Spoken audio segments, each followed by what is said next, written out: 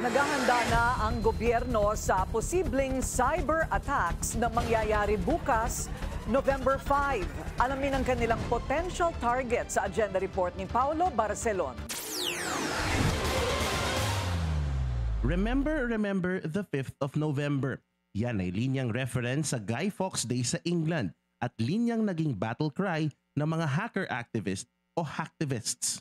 Mula pa noong 2011, kada Nobyembre 5, naglulunsad ng mga simbolikong hacking activities ang mga nasabing aktivista sa buong mundo, kabilang ang Pilipinas.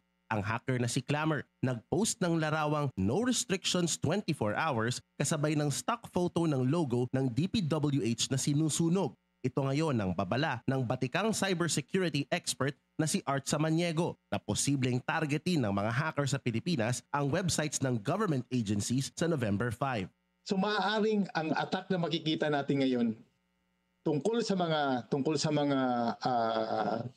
yung mga iniimbestigahan na ngayon ng mga anomalya saka yung discontent ng mga tao papunta sa DPWH kasi ito yung main problem natin ngayon. Paliwanag ni Samaniego, parang traffic sa EDSA kung gumana ang isang DDoS attack. Ang mga hacker sasadyaing maglagay ng internet traffic sa mga website o app para hindi magamit o tuluyan ng mag-crash.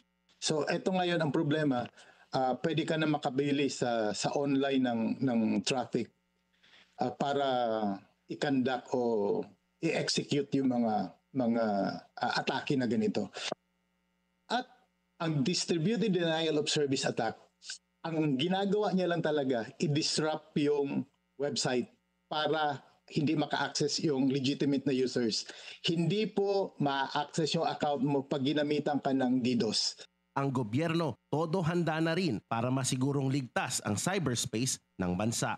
The President directed DICT and all cyber teams in government to be vigilant and prepare for the November 5 possible DDoS attacks.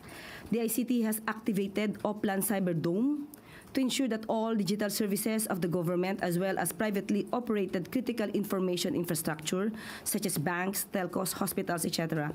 are also protected and ready to respond to any DDoS attacks. Pero ayon kay Samaniego, dapat maghanda ang mga negosyo lalo na ang small businesses para masigurong ligtas ang data at ang systems na kanilang ginagamit.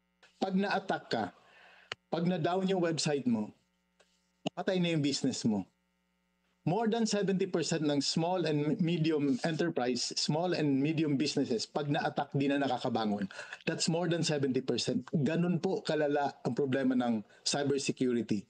So hindi po ganun kamahal mag-invest sa cybersecurity. Paalala ni Samaniego, ang mga user ang weakest link sa anumang cyber attack. Kaya siguruhing naka-update ang operating system ng inyong devices sa latest versions. Huwag ding mag-click ng links na ipinadadala sa mga text. At i-double check lagi ang addresses ng mga natatanggap na email para maiwasang mabiktima ng cyber attacks at cyber scams. Para sa Agenda, Paulo Barcelon, Billionaire News Channel.